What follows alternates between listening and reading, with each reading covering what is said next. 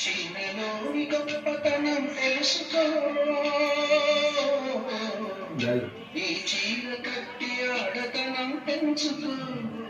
సింగారమనే దారంతో చేసింది చీర, ఆనందమనే రంగులనే అద్దింది చీర, మమకారమనే మక్కం పెట్టేసింది చీర.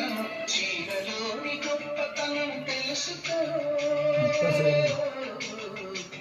ఈ చీర కట్టి ఆడతనం పెంచుకో.